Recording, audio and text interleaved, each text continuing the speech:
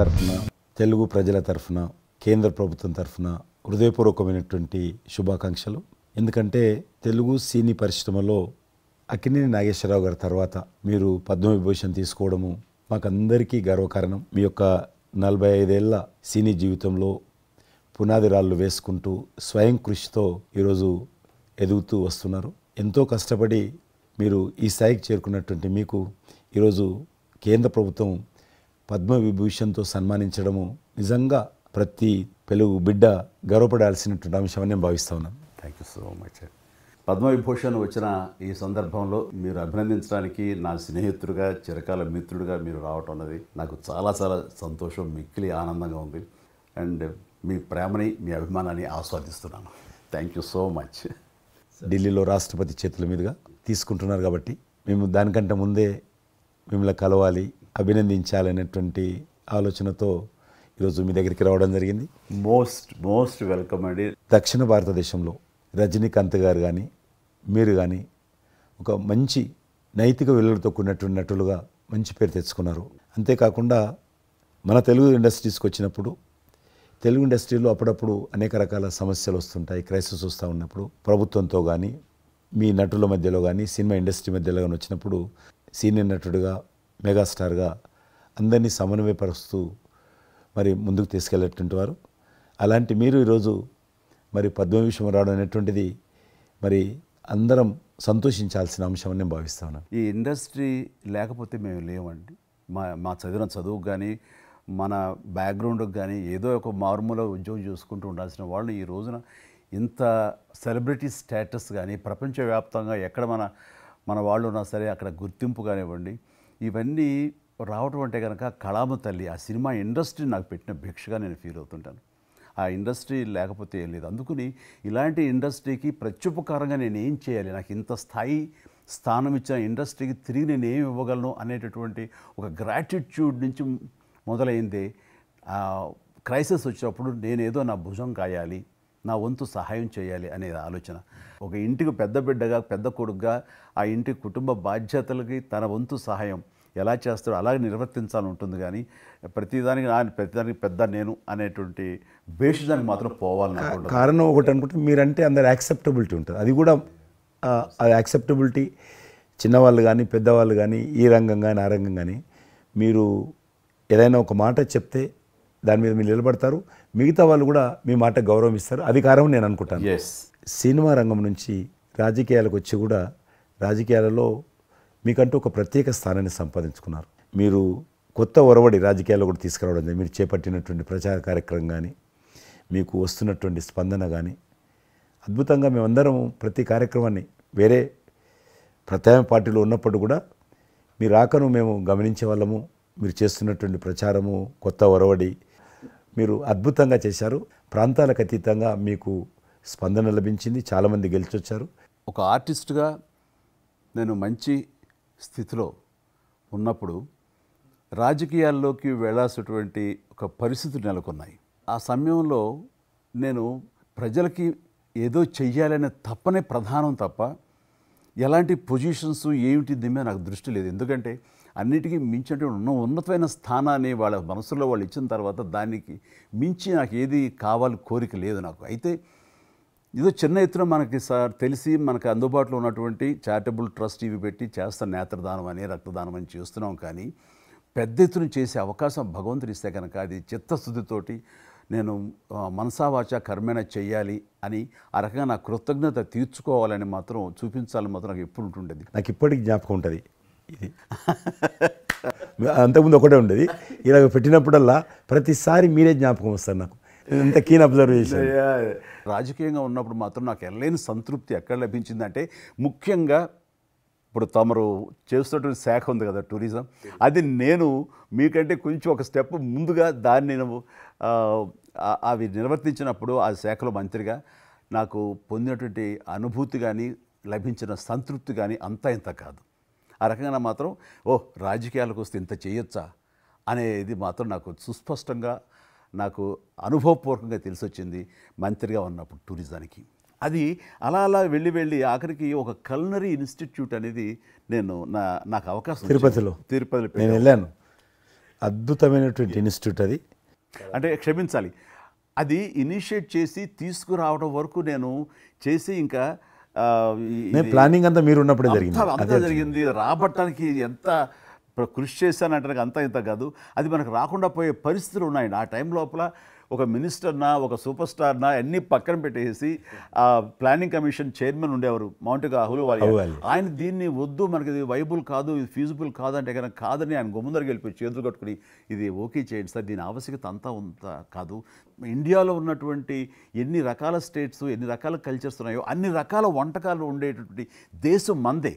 అది నేర్పించే ఒక ఇన్స్టిట్యూషను ఈ రోజున మనకి కావాలి, అదే కల్నరీ ఇన్స్టిట్యూట్. అది మనకు వచ్చింది, దాన్ని మనం నిలబెట్టుకోవాలి. ఇది గొప్ప అవకాశం, ఎంతోమందికి ఉద్యోగం ఇవ్వటమే కాదు మన కల్చర్ని కూడా మనం నిలబెట్టడం అవుతామంటూ ఆయనతో పోరాడి కన్విన్స్ చేసి ఓకే చేసి ఇక్కడ రాష్ట్ర ప్రభుత్వం ఆ రోజున ఉన్నట్టు రాష్ట్ర ప్రభుత్వం ఒప్పించి రేణుగుంటలో 17 ఎకరాల దాకా చేయించి ఇంకా పెట్టేస్తున్నాం, ఇంకా మనం స్టోన్ వేస్తున్నాం ఇక్కడ అని అనుకున్న సమయంలో ఈ రాష్ట్ర విభజన సమయంలో నేను రిజిగ్నేషన్ టెండర్ చేసి వచ్చింది. అయితే ఫైల్ సంతకం అన్నీ అయిపోయినాయి. దాని తర్వాత ఇమ్మీడియట్గా వచ్చిన కేంద్ర ప్రభుత్వంగా మీరు దాన్ని ఇంప్లిమెంట్ చేసి ఈరోజు రేణుగుంటలో అది మీరు చాలా అద్భుతంగా ఉన్నదండి. ఇంకా దాన్ని ఈ మధ్యలోనే 2 రోజుల క్రితం ఈ మధ్య నేను మా సెక్రటరీని పంపించాను. మళ్ళీ దాన్ని ఇంకా రిక్రూట్మెంట్ కానీ ఇంకా రీడెవలప్మెంట్ కానీ ఇంకా ఏ రకంగా డెవలప్, ఇప్పుడు ఆల్రెడీ మేము ఎస్వి యూనివర్సిటీతో టైప్ చేసుకుంటున్నాము, టీటీడీ వాళ్ళతో టైప్ చేసుకుంటున్నాము, కొన్ని స్టార్ హోటల్స్తో టైప్ చేసుకుంటున్నాము. ఆ రకంగా ఇంకా మీరు ఏదైతే ఆలోచన ఉండనో మీ ఆలోచన ప్రకారం దాన్ని ముందుకు ముందుకు తీసుకెళ్తాం. మీరు రాజకీయాలు ఉన్నా సినిమా రంగంలో ఉన్నా కూడా కల్మషం లేనటువంటి వ్యక్తి అని నేను భావిస్తాను. ఎవరిని పల్లెత్తు మాట అన్నారు, ఇంట్లో అన్నారు అనుకుంటా, బయట అన్నారు అనుకుంటాను. పార్టీ పెట్టినప్పుడు కూడా ఎవరన్నా అక్కడక్కడ రాజకీయంగా అన్నా కానీ మీరు వ్యక్తిగతంగా అందరూ గౌరవిస్తారు ఈరోజు ఏ పార్టీలు ఉన్నప్పుడు కూడా. నేను అది ముందస్తుగా చూసింది మీలో కిషన్ రెడ్డి గారు.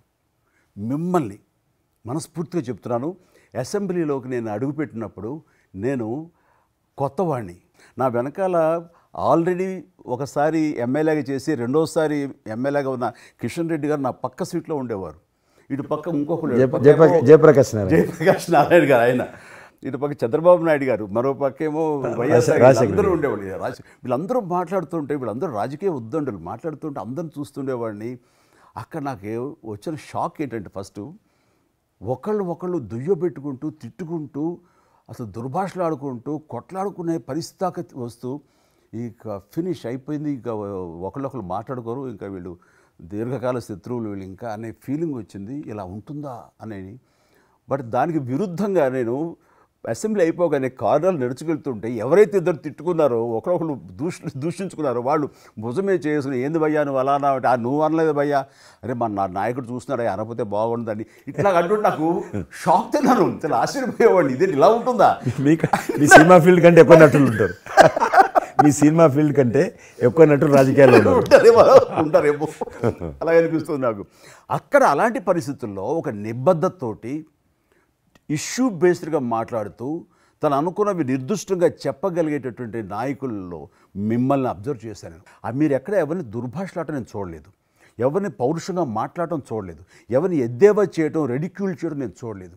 మీరు ఎంతసేపు ఇష్యూ బేస్డ్గా మాట్లాడేవాళ్ళు, స్ట్రాంగ్ వాయిస్ చేసుకుని మీరు అనుకున్నది అది ఎంత కరెక్టు, ఎలా అన్యాయం జరుగుతుంది అని ప్రజలకి మద్దతుగా ప్రజల తరపున నిలబడి మాట్లాడిన నాయకుడిగానే మిమ్మల్ని చూశాను. నేను ఇప్పటికీ అలాగనే ఉన్నాను.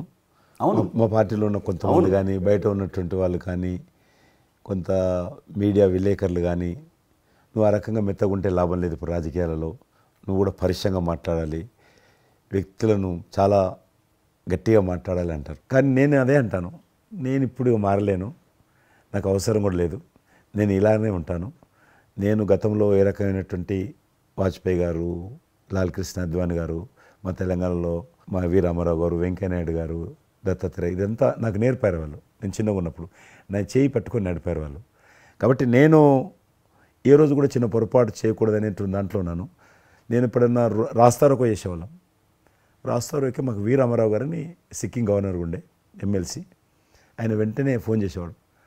నువ్వు ఎక్కడన్నా పోతున్నప్పుడు ఎవరన్నా రాస్తారోకే చేస్తే ఒక 2-3 గంటలు ట్రాఫిక్ జామ్ అయితే నీకెంత బాధ అవుతుంది.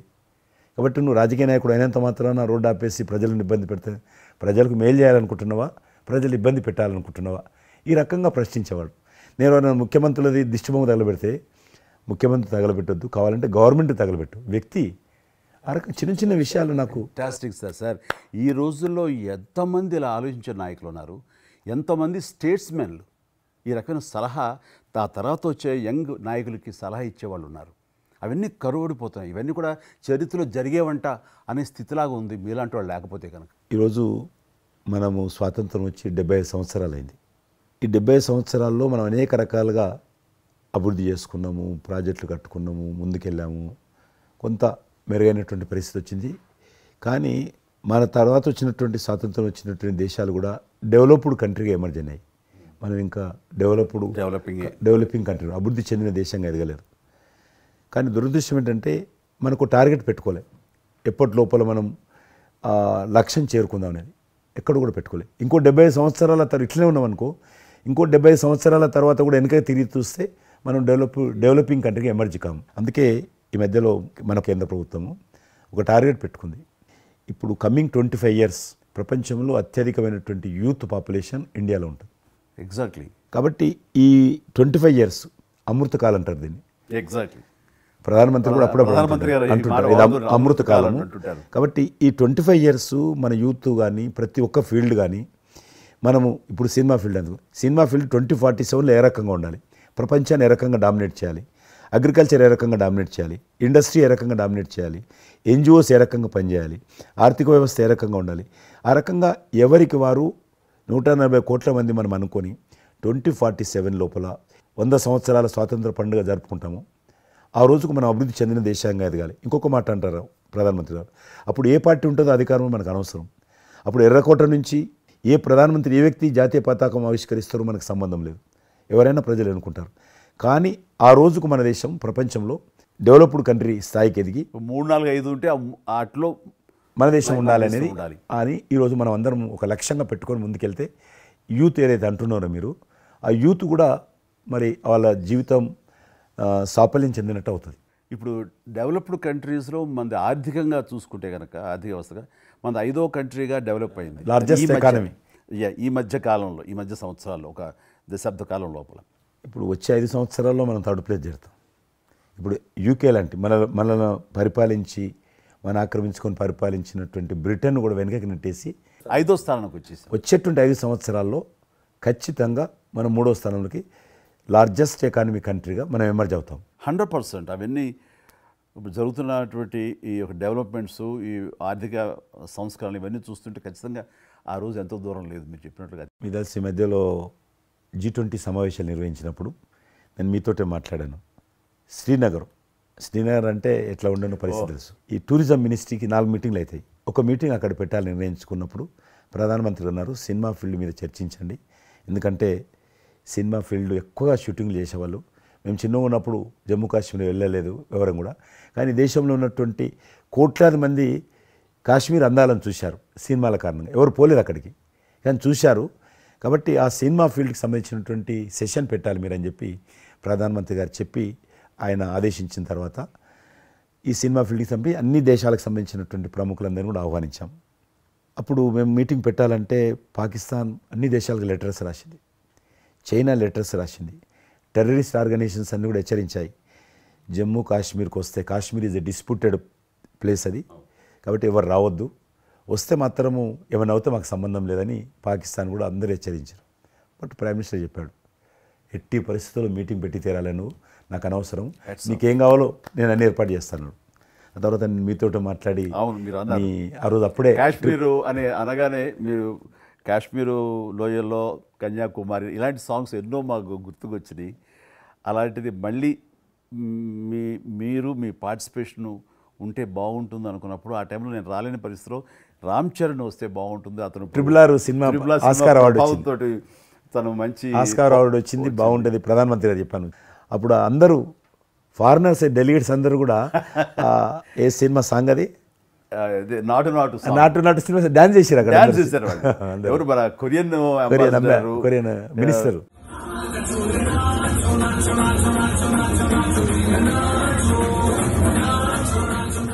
అలాగే ఇంకొక జర్మన్ అంబాసిడర్స్ చాలా మంది కింద మీరు చూసింది కొద్దిమందిని కింద చాలా మంది చేశారు ఆ పాట పెట్టి చేసినప్పుడు. సో ఇప్పుడు మీకు మనవి చేస్తున్నాను, లాస్ట్ 2023లో ఇప్పుడు ఆ ఆర్టికల్ 370 తెలియించిన తర్వాత 23 కానీ 22 కానీ ఆల్మోస్ట్ మోర్ దెన్ 300 పిక్చర్స్ అవి మరి ఓటీటీ సినిమాలు కావచ్చు, టీవీ సీరియల్స్ కావచ్చు, మన సినిమాలు కావచ్చు, కొన్ని బయట దేశాలకు సంబంధించినటువంటి సినిమాలు కూడా ఆల్మోస్ట్ 300 పిక్చర్స్ షూటింగ్ జరిగాయి అక్కడ లాస్ట్ 2 ఇయర్స్లో. మళ్ళీ తిరిగి మీ ప్రభావంతో ఆయన నరేంద్ర మోడీ గారి చొరవతోటి ఇలాగా G20 కల్చర్ ముఖ్యంగా టూరిజం సంబంధించి సినిమాలను ఎంకరేజ్ చేస్తూ మీరు తీసుకున్న చొరవ, అందులో రామ్ చరణ్కి మీరు ఇచ్చేటువంటి ప్రాధాన్యత ఇవన్నీ కలిపినప్పుడు ఫస్ట్ నా వైఫ్ తన ఫ్రెండ్స్ తోటి ఎక్కడికి వెళదాం ఈ హాలిడే అంటే వాళ్ళ ఫ్రెండ్స్ అందరు కలిపి కాశ్మీర్కి వెళ్ళారు. అన్నిటికీ మించి మన భారత జాతీయ జెండా రెపరెపలాడుతున్నారు.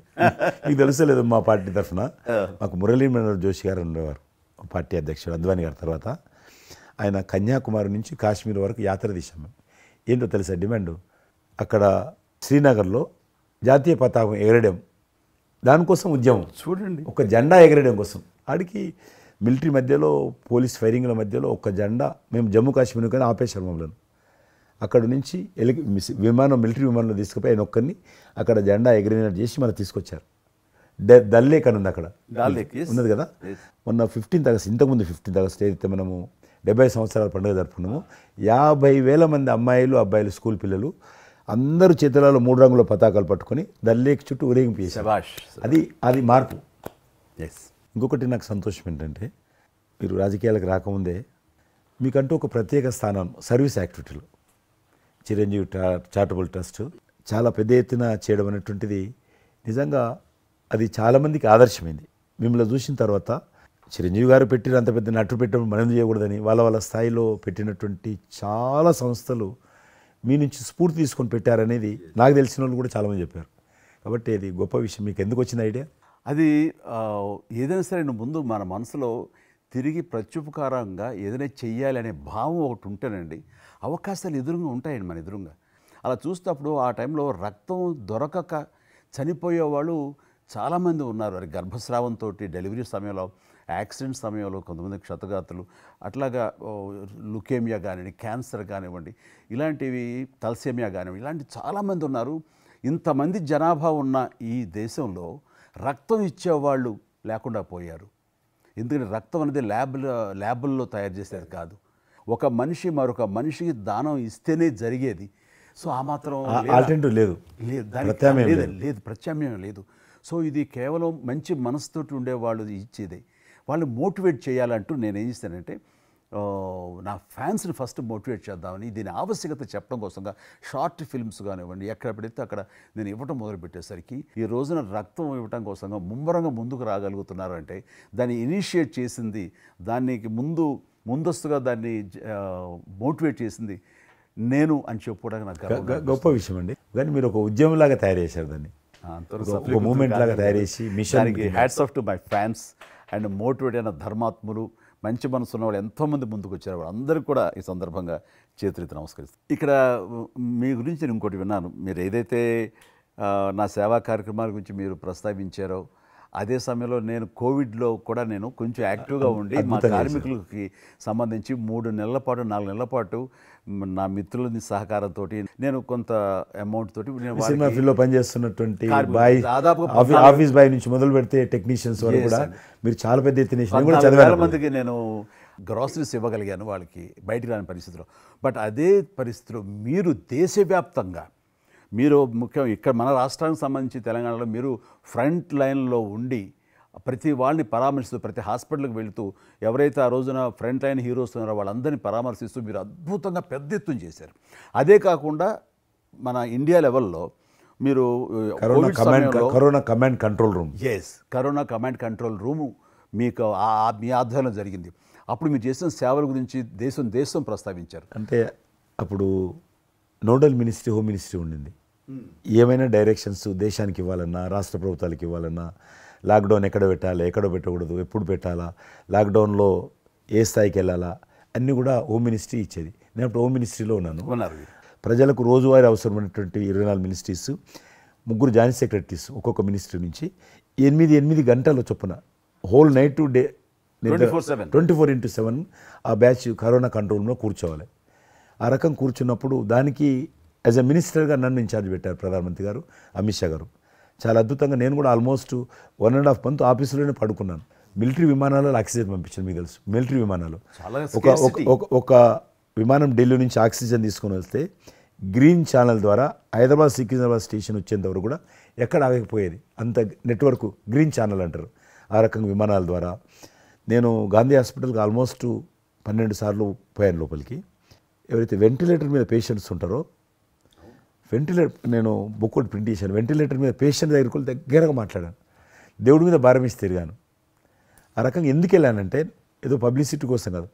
డాక్టర్లు పనిచేస్తున్నారు, ఆడ నర్సులు పనిచేస్తున్నారు, ఆడ శానిటేషన్ సిబ్బంది పనిచేస్తారు, క్లీన్ చేయడం. వాళ్ళు పనిచేస్తున్నప్పుడు మనం వాళ్ళని గాలికి వదిలేసి మీరు పని చేయండి, మేము రాజకీయ నాయకులము, మేము ఇళ్ళల్లో ఉంటాము, మేము రాము అని కూడా దాన్ని బట్టి నేను లోకల్గా ప్రజాప్రతినిధిని, ఎంపీని అని చెప్పి మా ఇంట్లో భయపడుతున్నా, అందరూ భయపడుతున్నా. ప్రెస్ వాళ్ళందరూ వచ్చేవాళ్ళు. ప్రెస్ వాళ్ళందరినీ గేట్ కాడ బయట మెయిన్ గేట్ కాడ ఆపాడు. ఇక నేను పోయేవాడిని, మొత్తం చూసేవాడిని. ఆ సూపరింటెండెంట్ కూడా నాతో పాటు లోపలికి వచ్చేవాడు ధైర్యం చేసి నేను వెళ్ళినప్పుడు. ఆ రకంగా పూజారులు ఉంటారు దేవాలయాలలో. పూజారులు కూడా చాలా పేదవాళ్ళు ఉంటారు, మీకు తెలుసు. వాళ్ళకు దేవాలయాన్ని క్లోజ్ అయినాయి కదా. ఆ టైంలో పూజారులు అందరికీ గ్రాసరీస్ పంపించడము, మీలాంటి వాళ్ళ దగ్గర పెద్దవాళ్ళ దగ్గర సాయం తీసుకొని మా కార్యకర్తలకు పంపించడము, పోలీస్ స్టేషన్లో పోలీసుకు పంపించడము, హోంగార్డ్స్ పంపించడము. ఈ రకంగా నేను కూడా కొద్దిగా గొప్ప చేశాను. ఇక్కడ మా వాళ్ళతోటి కలిసి నా కాన్స్టిట్యున్సీ చూసి ఈవెన్ నా పార్టీలో ఉన్నటువంటి నాకు పనిచేసినటువంటి పేద కుటుంబాల కార్యకర్తలకు కూడా గ్రాసరీస్ పంపించాను నేను. ఆ రకంగా కూడా వర్కౌట్ చేశాను. మీ కుటుంబంలో కూడా చాలామంది మీకు బంధువులు సినిమాలు వచ్చారు. అందులో ఇద్దరు ప్రముఖంగా మీ అబ్బాయి చరణ్ గారు కావచ్చు, మీ సోదరుడు పవన్ కళ్యాణ్ గారు కావచ్చు. వాళ్ళిద్దరిట్లో మీకు నచ్చిన సినిమా ఏముంటుంది? పవన్ కళ్యాణ్ సినిమాల్లో నాకు తొలి ప్రేమ ఒకటి చాలా ఇష్టం, బద్రీ ఇష్టం, అలాగే జల్సా అనే ఇంకో సినిమా, అత్తారింటికి దారేదైతే చాలా నేను చూశాను.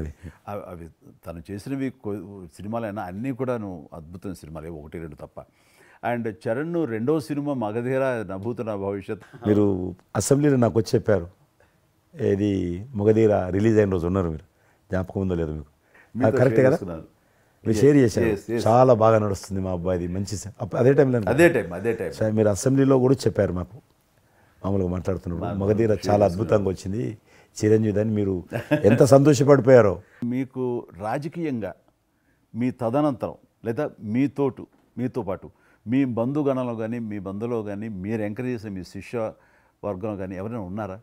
అంటే నేను మా కుటుంబం నుంచి ఎవరిని ప్రోత్సహించలేను. ఎవరన్నా ఇష్టం ఉంటే వాళ్ళు రావాలి ఫ్యూచర్లో, నేను ప్రోత్సహించలే ఎవరిని కూడా. నాకు పార్టీలో గ్రూప్ అంటూ లేదు, అందరూ పార్టీ కార్యకర్తలందరూ నా గ్రూపే, పార్టీయే నా జెండా. ఆ రకంగా నేను ఎవరిని వ్యక్తిగతంగా నా మనిషిని ప్రోత్సహించుకోవడము లేకపోతే మా కుటుంబ సభ్యులను ప్రోత్సహించడం అనేటువంటిది, ఎవరైనా రాజకీయాలు అంటే వాళ్ళ స్వేచ్ఛ, మనం బలవంతంగా తీసుకొచ్చి నిలబెట్టాలనేది నేను జనాలు కూడా అనుకోలేదు ఇప్పటివరకు అయితే. ఈ ఫ్యూచర్ ఏమైతే చెప్పలేను ఇప్పటికైతే. మీరు ఒక గ్రూపు, నా కార్యకర్తలు నా గ్రూప్ అని మీరు అంటే నాకు ఒక విజువల్, ఒక ఫోటోగ్రాఫ్ గుర్తుకొస్తుంది. మీరు వైట్ హౌస్ ముందు మీరు కొంతమంది కార్యకర్తలు అలా ఉన్నారు, కానీ వాళ్ళు నిశ్చితంగా చూస్తే నరేంద్ర మోడీ గారు ఉన్నారు ఆ టైం లోపల. మీకు అప్పటి నుంచి కూడా నరేంద్ర మోడీ గారితో సత్సంబంధాలు ఉండేవా? అద్వానీ గారు ప్రెసిడెంట్ ఉన్నప్పుడు 1994లో నేను అప్పుడు యూత్ వింగ్లో పనిచేస్తున్నాను. American council of young political leaders, అది యుఎస్ గవర్నమెంట్ ఏజెన్సీ.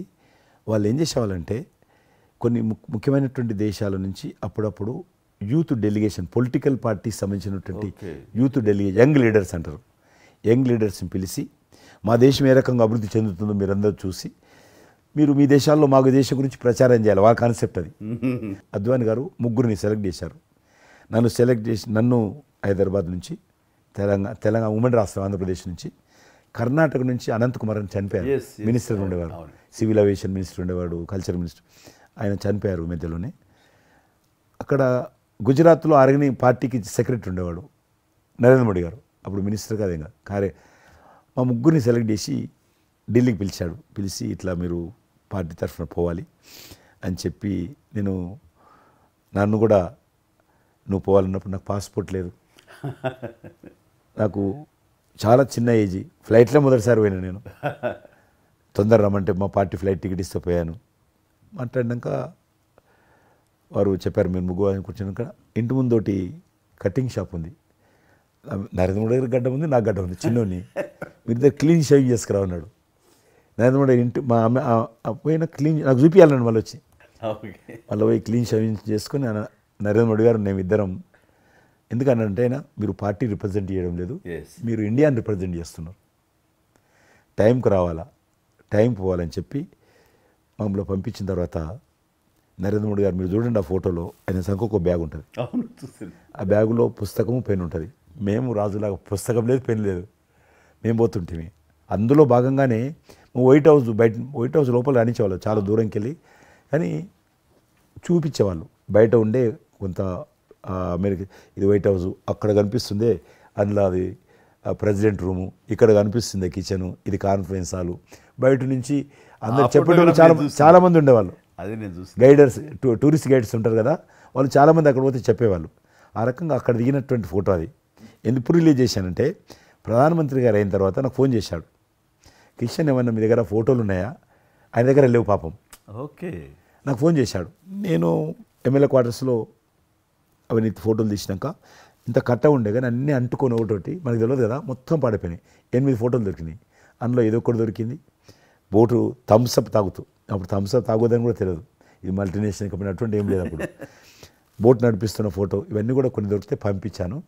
ఆయన ఏ వైట్ హౌస్ ముందు అయితే నేను ఫోటో దిగాను గేట్ కాడ, ఈరోజు అదే వైట్ హౌస్ ఆహ్వానం మేరకు వైట్ హౌస్ లోపలికి వెళ్తున్నానని ఆ ఫోటో రిలీజ్ చేశాడు. Excellent experience. ప్రైమ్ మినిస్టర్ ఆ ఫోటో అది బయటకు ఆ ఫోటో బయటకు వచ్చింది. ఆ రోజు ప్రైమ్ మినిస్టర్ గారు అయిన తర్వాత అమెరికాకి వెళ్తున్న రోజు రిలీజ్ చేసిన ఫోటో అది.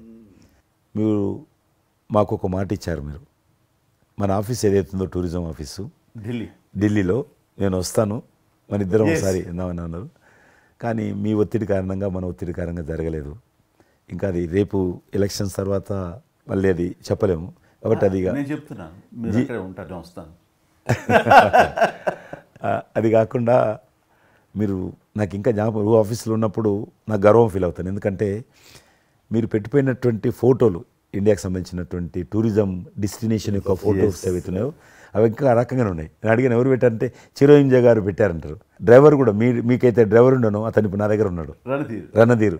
మీకు చెప్తుంటారు సార్ మై చిరంజీవి సాబ్ కभी మై సాబ్ డ్రైవర్ మై చలాయితా ఉనకా గాడి ఢిల్లీ మే అది ఆప్కు మై చలా రూమ్ సాప్ అంటాడు. ఇంకా ఉన్నాడు పాపం. చాలా సీనియర్ అండి అతను, చాలా మంచివాడు. మన ఉమ్మడి ఆంధ్రప్రదేశ్ ఉన్నప్పుడు మనం ఇండియాలోనే మనమే ఆరోగ్యశ్రీని ప్రారంభించామన్నది నాకు తెలిసినటువంటి వాస్తవం. ఆ తర్వాత మిగతా రాష్ట్రాలు కూడా వ్యాపించింది అనేది చాలా ఇది. అలాంటి ఆరోగ్యశ్రీకి కిషన్ రెడ్డి గారే ఆద్యులు, అంకురార్పణ చేసిన వాడు అని బయట బాగా వినికిడి ఉంది. ఆ తర్వాత ప్రభుత్వాలు పికప్ చేసాయి. అది ఎందుకు, ఎలాగా, అది మీరు ఎట్లా ఇనిషియేట్ చేశారు ఆరోగ్యశ్రీ అనేది? 2004 నేను ఎమ్మెల్యే అయినప్పుడు పేరున్న మందకృష్ణ మాదిక్ గారు, ఆయన వాళ్ళకు సంబంధించినటువంటి ఎస్సీ వర్గీకరణ మీద పోరాటం చేస్తూనే సామాజిక సమస్యల మీద కూడా పోరాటం చేసేవారు. దివ్యాంగులకు పెన్షన్ పెంచాలని ఆయన తిరుగుతున్నప్పుడు ఈ అనేక జిల్లాలలో గుండె జబ్బులు ఉన్నటువంటి పిల్లలు జన్మించేవాళ్ళు. వాళ్ళకు ఆ రోజు ఒక ఆపరేషన్ చేయాలంటే 10 లక్షలు, 12 లక్షలు, 13 లక్షలు అయ్యేది. పేదవాళ్ళకి అది అవకాశం ఉండేది కాదు. చాలామంది చనిపోయేవాళ్ళు కూడా. అప్పుడు రాజశేఖర రెడ్డి గారు ముఖ్యమంత్రిగా ఉన్నారు. మేము ట్యాంక్ బండ్ కింద అంబేద్కర్ భవనం ఉంది, అక్కడ మీటింగ్ పెట్టుకున్నాము. ఒక 3000 మంది పసిపిల్లలు వాళ్ళ తల్లిదండ్రులు వచ్చారు. మీటింగ్ అయినాక ఆ మీటింగ్లోనే ఒక అబ్బాయి చనిపోయాడు. ఇప్పుడు ఏం చేయాలి సేమ్ అబ్బాయి అంతే వచ్చాడు, చిన్న పసిబాబు అందే వచ్చాడు, అబ్బాయి చనిపోయాడు. మేమేం చేసినాం, నేను మందకృష్ణ గారు కలిసి నేను కూడా ఉద్యమానికి వెళ్ళాను. ఆ అబ్బాయి డెడ్ బాడీ పట్టుకొని అంబేద్కర్ ట్యాంక్ బండ్ నుంచి అంబేద్కర్ విగ్రహం దగ్గరకు వచ్చాం. మాతో పాటు ఆ పసిపిల్లలందరినీ తీసుకొచ్చాం, 3000 మంది పసిపిల్లలు. అంబేద్కర్ ట్యాంక్ బండ్ దగ్గర అంబేద్కర్ విగ్రహం మొత్తం ఆ పిల్లలు వాళ్ళ తల్లిదండ్రులు కూర్చున్నాం, డెడ్ బాడీ పెట్టుకొని కూర్చున్నాం. ఎట్టి పరిస్థితుల్లో రాష్ట్ర ప్రభుత్వం అందరికీ కూడా ఉచితంగా చిన్నపిల్లలందరూ కూడా ఆపరేషన్ చేయించాలి, ప్రైవేట్ హాస్పిటల్లో కానీ ఎక్కడైనా వాళ్ళ ఇష్టం చేయించాలి, వీళ్ళ ప్రాణాలు కాపాడాలని డిమాండ్ తోటి కూర్చున్నాం. 11 గంటలకు కూర్చున్న తర్వాత రాజశేఖర రెడ్డి గారు దురదృష్టం ఆ రోజు ఢిల్లీకి వెళ్ళిపోయాడు. ఢిల్లీలో ఉన్నాడు. బట్ ఢిల్లీ నుంచే ఫోన్లో మాట్లాడాడు ఆయన. మాట్లాడి నేను తర్వాత ఆలోచిస్తాం, మీరు అట్లా చేయొద్దు, ఎందుకంటే మమ్మల్ని లాఠీ చేయడానికి వీలేదు, పసిపిల్లలు, గుండె జబ్బులు ఉన్న పిల్లలు, మమ్మల్ని నెట్టేయడానికి వీలేదు పోలీసులో కూడా విచిత్రమైన పరిస్థితి, ఆందోళన, ఉద్యమం చేస్తున్నాం మేము, చాలా డెడ్ బాడీ పెట్టుకొని ఉన్నాం, ఏం చేయాలో పోలీసులకు తోచది. ముఖ్యమంత్రి గారు అన్నప్పుడు రాజశేఖర్ గారు మా మెడ మీద కత్తి పెట్టి మీరు ఈ రకంగా దబాయిస్తున్నారు, ఏమని అనుకోండి సార్, మీరు కృష్ణ గారు చాలా గట్టిగా ఉన్నారు, ఏమని అనుకోండి, మీరు ఎట్టి పరిస్థితుల్లో ఇది చేయాలని చెప్పి మేమిద్దరం కదలాలి. రాత్రి ఆల్మోస్ట్ 10 o'clock మళ్ళీ ముఖ్యమంత్రి గారు ఫోన్ చేసి మీరు మాట చెప్పడం కాదు ఆర్డర్ రావాలను. వీళ్ళందరికీ ఫస్ట్ మేము రాష్ట్ర ప్రభుత్వం తరఫున గుండె జబ్బులు ఉన్నటువంటి పిల్లలందరికీ ఎంత డబ్బైనా ఖర్చు అయినా సరే మేము ఆపరేషన్ చేయిస్తానని చెప్పి ఢిల్లీ నుంచి మాట ఇచ్చి ఆర్డర్ తీసి మా చేతులు పెట్టినాక మేము పిల్లలందరినీ తీసుకొని వెళ్ళిపోయినాం. ఫస్ట్ పిల్లలు వాళ్ళ తల్లిదండ్రులు. ఆ తర్వాత మళ్ళీ ముఖ్యమంత్రి గారు వచ్చిన తర్వాత మళ్ళీ మీటింగ్ పిలిచాడు మమ్మల్ని. పిలిచి ఈ రకంగా చేయడం తప్పు, మీరు నన్ను బెదిరించారు, బ్లాక్మెయిల్ చేశారు, ఆర్డర్ చేశారు, ఏమని అనుకోసారి మేము ప్రజల పిల్లల ప్రాణాలు కాపాడడం కోసం చేసాం తప్ప మీకు వ్యతిరేకంగా కాదు, ఇంకొకరు కాదు. అందులో బాబు చనిపోయాడు. తర్వాత ముఖ్యమంత్రి ఆలోచన చేసి డాక్టర్లను పిలిచి ఎట్లా చేద్దాము, అప్పుడు సర్వే చేయించాడు. వాళ్ళు గ్రామ పంచాయతీలో సర్వే చేస్తే 2 లక్షల మంది పిల్లలు ఉన్నారు ఒక్క ఆంధ్రప్రదేశ్లోనే. ఉభయ రాష్ట్రాల్లో గుండెకు జబ్బు హోల్ ఉండి పుట్టినటువంటి వాళ్ళు 2 లక్షల మంది పిల్లలు ఉన్నారు. ఇంతమందికి నేను ఎట్లా చేస్తా అది ఇదని మళ్ళీ సర్వే వచ్చిన తర్వాత వెరిఫికేషన్ వచ్చిన లిస్ట్ తీశాడు, అంచనా వచ్చిన తర్వాత అప్పుడు ఆయన ఇన్సూరెన్స్ ఏదైనా చేద్దామా అని, ఆయన డాక్టర్ కదా ఒరిజినల్గా, ఆయన డాక్టర్ వృత్తి చదువుకున్న MBBS అయినా, ఆయనకి ఈ విషయం బాగా తెలుసు కాబట్టి ఏం చేద్దామని ఆలోచన చేసి అప్పుడు ఇన్సూరెన్స్ పథకం ఆ పిల్లల కారణంగా, గుండె జబ్బులు ఉన్నటువంటి పిల్లల కారణంగా ఆ 2 లక్షల మందికి పిల్లలు ఇన్సూరెన్స్ చేయాలన్న వచ్చినటువంటి ఆలోచనే ఈ ఆరోగ్యశ్రీ పథకం. అలా మీరు ఇనిషియేట్ చేసినటువంటి ఈ ఆరోగ్యశ్రీ కానివ్వండి, ఇది నిజంగా ఇలాంటి సామాజిక స్పృహ అనేది రాజకీయంగా ఆలోచిస్తే వచ్చేది కాదండి. ఇది మానవతా విలువలతోటి మానవత్వంతో ఆలోచించారు కాబట్టి ఈ రోజున అది సఫలీకృతం కాగలిగింది. భారతదేశంలోనే అది ఒక అందరూ ఆచరించేటువంటి గొప్ప పథకం అయ్యింది. అది ఎంతమంది లబ్ధి పొందుతారో వాళ్ళందరూ బ్లెస్సింగ్స్ మీకు ఉండాలి. అసెంబ్లీలో ఉండగా నాకు ఒక రిప్రజెంటేషన్ ఇచ్చారు. ఈ హోమ్ గార్డ్స్ గురించి మీరు తీసుకున్న శ్రద్ధాశక్తి ఆహ్వానించిన మీరు పడ్డ తపన కానీ అంతా ఇంత కాదు. అండ్ అది మీరు ఈ రోజున వాళ్ళకి ఏదైనా లబ్ధి చేకూరిందంటే దానికి కూడా నాంది పలికిన వాడు కిషన్ రెడ్డి గారు. 3,000 జీతం ఉండే సార్ వాళ్ళకు కుటుంబము. వాళ్ళు 12 గంటలు 13 గంటలు 14 గంటలు ఇప్పుడు ట్రాఫిక్ చేస్తుంటారు కదా, వాళ్ళు 12 గంటలు దుమ్ము ధూళి ఎండలో వాళ్ళు ఇట్లా ఏలు పెడితే మొత్తం మన చేయి నల్లగవుతుంది, అంత మట్టి కాలుష్యంతో ఉంటారు వాళ్ళు. రోజు వాళ్ళు ఇచ్చే బట్టలు తెల్ల షర్ట్ వేసుకోవాలి, వాళ్ళు కాకి ప్యాంట్ వేసుకోవాలి. ఉదయం వేసుకునే షర్టు 2 గంటలలో కలర్ మారిపోతుంది. మనం ఇచ్చేటువంటి 3,000 రూపాయలు అలా డ్రెస్ ఉతకడానికే సరిపోతుండే. అందుకే కిషన్ రెడ్డి గారు మీరంటే ఎందుకు గౌరవం అంటే, మీరు రాజకీయ లబ్ధి గురించి ఎప్పుడు చూసేవాళ్ళు కాదు, మీ కాన్స్టిట్యున్సీకే పరిమితమైన మీరు ఎప్పుడు కాదు, విస్తృతంగా అందరికీ లబ్ధి చేకూరే విధంగా తీసుకున్నారు. కాబట్టి అలాంటి మీకు ఆ బలం, మీ వాయిస్కి ఆ స్ట్రెంగ్త్ అలాగా, ఎందుకంటే మీ ఆశయంలో ప్యూరిటీ ఉంది, మీ ఆశయంలో చిత్తశుద్ధి ఉంది మీ ఆచరణలో. కాబట్టి మీలాంటి నాయకుల వల్లనే అవుతుంది ఏదైనా సరే. జనవరి 22 నాడు నేను టీవీలో చూశాను. మీరు అయోధ్యలో రామమందిర నిర్మాణంలో మీ దగ్గర కెమెరాలు పెట్టడము, మీరు కామెంట్ చెప్పడము, మిమ్మల్ని పిలవడము, మీరు పోవడము, మీరు ఆ రోజు టీవీలో దేశమంతా అన్ని టీవీలు మాట్లాడాయి. మీకు మీరు ఏ రకంగా ఫీల్ అనిపించింది మీకు? అది హనుమాన్ని ప్రార్థించే ఆయన మా కులదైవంగా చూసిన మాకు రామచంద్రుడు ఆ నామమే మాకు ఒక రకమైన గొప్ప స్ఫూర్తి మాకు. అలాంటి రాముడు మమ్మల్ని ఆహ్వానించినట్టుగా అనిపించిందండి. అది అక్కడ 500 సంవత్సరాలుగా ఎన్నో అక్కడ ఉన్నటువంటి ప్రాబ్లం అనేది అది సునాయాసంగా చేయటం అన్నది అది ఆయన వల్లనే అయ్యింది, నరేంద్ర మోడీ గారు తలుచుకోబట్టి అయ్యింది అనేది. అలాంటి దానికి మేము ఆహ్వానించబడటం అనేది అది మేము చూసుకున్న అదృష్టం, మా పుణ్యం. చాలామంది అందరము భయపడ్డాం ఏమైపోతుందో దేశంలో, గొడవలు అయితే మత కళాలు జరుగుతుందేమో. కానీ అదృశ్యం ఏంటంటే ముస్లింలు కూడా చాలామంది సానుకూలంగా. ఇక్కడ నేను ఒక విషయం చెప్పాలి, నేను రామ మందిరం నుంచి నా హోటల్ ఉంది అక్కడ. ఆ హోటల్కి వెళ్ళడానికి నేను కారు హైర్ చేసుకున్నాను మా ఫ్యామిలీ. అది ముస్లిం డ్రైవర్. సో ఈ రోజున ఇంత కాంట్రవర్షియల్ ఈ ప్లేస్లో ఈ రోజున టెంపుల్ కట్టడంపై మీరందరూ ఎక్కడో కొంత అసంతృప్తితో ఉండుంటారు కదంటే. కాదండి, ఈ రోజు నుంచి మా టెన్షన్ రిలీవ్ అయిపోయింది, మేము చాలా రక్షణతో ఉన్నాం అన్న ఫీలింగ్ ఉంది. ఎంత హిందూ కాన్వర్జేషన్ అండి. ఇక్కడ 144 సెక్షన్ ప్రివేల్ అవుతూ ఏ రోజున ఏం గొడవలు జరుగుతాయి, ఎక్కడి నుంచి ఏ ఘర్షణలు జరుగుతాయి, స్కూల్కి వెళ్ళి మా బిడ్డలు వస్తారా వెళ్తారా అనే టెన్షన్లో ఉండేవాళ్ళం మేమంతా. అండ్ అలాంటి ఘర్షణలో వాళ్ళు ముస్లిమ్సా లేకపోతే హిందూసా అని ఏం చూడరు కదండి, ఎవరు అందరూ సఫరర్సే. అలాంటి పరిస్థితులు ఇప్పుడు నెలకొన్న సమయంలో ఎలాంటి గొడవలు లేకుండా ముందు ఒక నిర్ణయం తీసేసుకున్నారు. ఎస్, రామ మందిరం కట్టేసారు, అయిపోయింది. ఇక్కడి నుంచి లిఫ్ట్ చేసేసారు 144 సెక్షన్, ఇంకేం లేదు, అన్నీ సజావుగా సాగిపోతాయంటే మాకు సెక్యూరిటీ ఫీలింగ్ వచ్చింది, మా బిడ్డలకు రక్షణగా ఉంది, మాకు ఇంకేమి కాదన్న భరోసా వచ్చింది మాకు. వీఆర్ సో హ్యాపీ అని ఒక ముస్లిం సోదరుడు అన్నారు. ఇప్పుడు అదే మీరు ప్రస్తావిస్తున్నారు. ఇప్పుడు చాలామంది ముస్లిమ్స్ వెళ్తున్నారు చూడడానికి, దర్శనం చేసుకోవడానికి. ఒక అమ్మాయి అయితే బాంబే నుంచి నడుచుకుంటూ వచ్చింది, 22nd చేరుకుంది అక్కడ అమ్మాయి. ఓకే, నేను ఉన్నాను వెనకనే ధైర్యాన్ని ఇచ్చేటువంటి మన ప్రధాని గారు, ఈ భారత ప్రభుత్వం ఇవన్నీ కలిపి దోహదపడ్డాయి. అందుకని ఆయన ఒక మాట అన్నారు అయోధ్య టైంలో, మొన్నటిదాకా టెంట్లో రాముడిని చూసాం, ఇంకా రాముడికి ఆ పరిస్థితి లేదు, ఆయన ఒక పర్మనెంట్ స్ట్రక్చర్లో ఉంటాడు అని అన్నప్పుడు అందరూ మంచి రెస్పాన్స్ ఇచ్చారు, బాగా రెస్పాండ్ అయ్యారు. అట్లాగా ఈ రోజున ఆయన తీసుకున్న ప్రతి కార్యక్రమం కూడాను ఒక మత సామరస్యాన్ని సూచిస్తుంది. దానికి నేను ఒక్క విషయం కూడా చెప్తాను, మీరు చెప్పారు కదా, నేను ఎలక్షన్ ప్రచారానికి 2019లో కానీ అంత ముందుగానే వెళ్ళేవాడిని. డిఫరెంట్ రీజన్స్ మా పార్టీకి సంబంధించి కావచ్చు, ఇతరత్ర కావచ్చు. మేము వెళ్తున్నప్పుడు ముస్లిం సమాజాన్ని బస్తీలు కూడా వస్తాయి కొన్ని.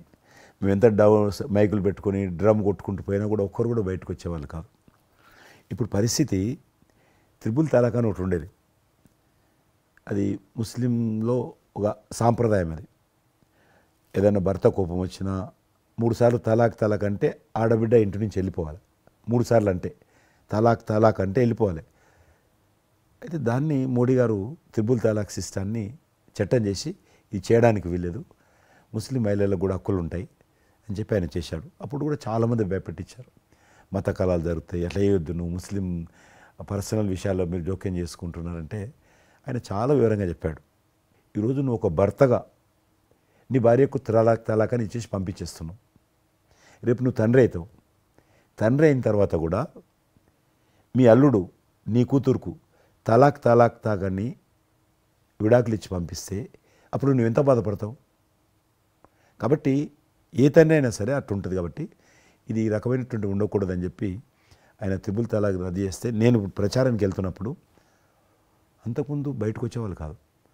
ఉదాహరణకు నేను ఇట్లా పోతున్నాను అనుకోని, రోడ్డు రథం మీద నేను పోతుంటే ఇటు సైడ్ నుంచి ఒక ముస్లిం అలా భార్యను కూర్చొని పెట్టుకొని మోటార్ సైకిల్ మీద నడుపుకుంటూ వచ్చేవాడు. ఇప్పుడు ఏం చేస్తున్నంటే భర్తకు చూడకుండా ఎన్నుకున్నటువంటి భార్య పరద లేపి ఇట్లా నాకు ఊపుతున్నచ్చి, ఇది నేనే సాక్ష్యం. అంత మార్పు వచ్చింది. కట్టన్స్ ఓపెన్ చేసి బస్తీలలో ఇండ్ల ముందుకు వెళ్తుంటే ముస్లిం ఆడబిడ్డలు వచ్చి, మాతృమూర్తులు వచ్చి, తల్లులు వచ్చి చేతులు ఊపుతున్నారంటే నిజంగా సంతోషం. అంటే ఆడబిడ్డలో 10 కోట్ల మంది ముస్లిం ఆడబిడ్డలు ఉంటారు దేశంలో, కానీ అది రావడంతో వాళ్ళకు ధైర్యం వచ్చింది, వ్యతిరేకత లేకుండా, ఏ ప్రొటెస్ట్ లేదు. అదే ఫస్ట్ ఆఫ్ ఆల్ విజయం. కాబట్టి ఈరోజు ఆ రకంగా మీరు చెప్పిన దాన్ని బట్టి వాతావరణం మార్పు వచ్చింది. ఈరోజు మత కళాలు లేవు, కర్ఫ్యూలు లేవు. హైదరాబాద్లో ఎన్ని గొడవలు జరుగుతుండే, ఒక్క గొడవ లేదు ఎక్కడ. బాంబేలో, యూపీలో ఎక్కడ చూసినా మత కళాలు ఉండేది. ఈరోజు ఆల్మోస్ట్ 98% కమ్యూనల్ క్లాసెస్ అయిపోయినాయి. ఎక్కడ కూడా కర్ఫ్యూ అనే లేదు. దేశంలో ఎక్కడో దగ్గర కొన్ని నగరాలలో కర్ఫ్యూ ఉంటుండేది, కొన్ని నగరాల్లో మత కళాలు జరుగుతుండేది. ఎక్కడో ఒక దగ్గర యూపీలోను, మధ్యప్రదేశ్లోను, మహారాష్ట్రను, ఇప్పుడు బీహార్లోను ఎక్కడ లేదు. ఈవెన్ జమ్మూ కాశ్మీర్ లాంటి రాష్ట్రంలో కూడా 144 సెక్షన్ లేనటువంటి పరిస్థితి ఉన్నది. మీరు వేయచ్చా అంటే అద్భుతంగా ఉంది మాట. అది నరేంద్ర మోడీ గారు చాలా విజనరీగా ఆ రకంగా చేశారు. చాలా సంతోషం కృష్ణరెడ్డి గారు, మీరు నన్ను అభినందించడానికి అవార్డు తీసుకుంటున్న సమయంలో ఆ పురస్కరించుకుని మీరు వచ్చినందుకు, నన్ను అభినందించినందుకు ధన్యవాదాలు తెలియజేస్తూ, మీతో ఇంతసేపు సంభాషించడంలో ఎన్నెన్నో విషయాలు తెలుసుకున్నాను, నాకు అనుభవపూర్వకంగా తెలిసినవి మీతో పంచుకున్నాను. అండ్ మీలాంటి నాయకులు రావాలి, ఉండాలి, మరి ఎంతోమందికి ఇన్స్పిరేషన్గా ఉండాలి. మీ ఆశయాలు, మీ ఆచరణలు, మీ సమస్య పరిష్కార మార్గాలు, అలాగే మీ నాయకుల యొక్క ఆయన ఆశయాలు, ఆయన యొక్క మార్గదర్శకంగా మీ ముందుండి మిమ్మల్ని ముందు నడిపించే విధంగా, తద్వారా అందరూ కలిసి భారతదేశాన్ని మీరు చెప్తున్నట్టుగా అభివృద్ధి చెందిన దేశాల్లో ఒక దేశంగా పెట్టే స్థితికి మనం వెళ్ళాలనే ఆశాభావం మీ అందరితో పాటు నాకు ఉంది. అండ్ మరొకసారి మీకు ధన్యవాదాలు. తప్పకుండా మీరు జీవితంలో ఇంకా మరెన్నో మెట్లెక్కాలి, ఇంకా మీకు మంచి భవిష్యత్తు ఉంది. ఇటు సినిమా రంగానికి సేవ చేయాలి, అటు సమాజంలో కూడా సేవ చేసేటువంటి అనేక రకాల, సమాజం అంటే ఒక రాజకీయాలే కాదు, అనేక రకాలుగా మీరు చేస్తూ ఉన్నారు ఇప్పటికీ. కాబట్టి రేపు భగవంతుడు ఏం చేస్తారు ఎవరి చేతిలో లేదు. కాబట్టి మీరు నిండా నూరేళ్ళు ఉండి ఈ దేశానికి, ఈ ప్రజలకు సేవ చేయాలని నేను మనస్ఫూర్తిగా కోరుకుంటూ మరొకసారి పద్మవిభూషణ్ అందుకుంటున్న సందర్భంగా మీరు నా హృదయపూర్వకమైనటువంటి శుభాకాంక్షలు. Thank you. అలాగే మీకు ఈ ఎన్నికలు విజయవంతం కావాలని మనస్ఫూర్తిగా కోరుకుంటూ, ఖచ్చితంగా మీరు మళ్ళీ ఏ మినిస్ట్రీలో ఉంటారో, ఎక్కడ ఉంటారో అనేది నాకు మన చేతుల్లో తెలుస్తుంది. అండ్ వచ్చి మిమ్మల్ని అలా కలుస్తాను నేచర్ మాట ప్రకారం. ఆల్ ద వెరీ బెస్ట్ అండి. Good luck.